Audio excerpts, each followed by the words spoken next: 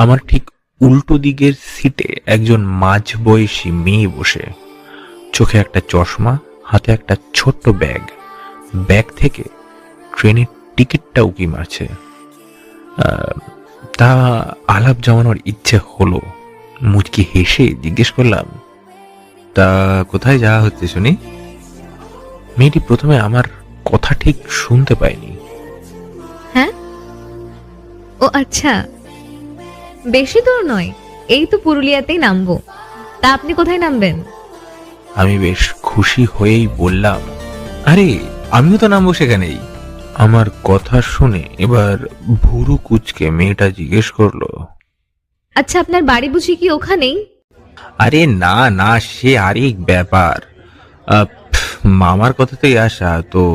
মামা হঠাৎই কোনো কারণ ছেড়ে ডেকে পাঠালো। নয়তো আমি আমি থাকি কলকাতায়। ও, বেশ ইন্টারেস্টিং তো। তা আপনার মামা থাকেন কোথায়?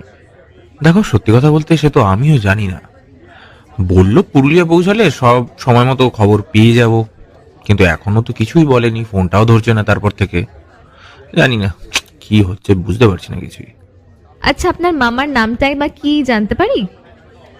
মামার নাম? আচ্ছা, মামার নাম নীলরতন চৌধুরী। মুর্শিদাবাদে একটা হাই স্কুলে তিনি ইতিহাসের শিক্ষক। নামটা শুনে মেয়েটার মুখ হঠাৎ কিরকম যেন অস্বাভাবিক রকমের গম্ভীর হয়ে গেল। নিজের মুখেই অস্পষ্টভাবে কয়েকবার নীল নীলরতন। নামটা আওড়ে নিয়ে আমার দিকে আর চোখে কয়েকবার দেখলো মেয়েটা।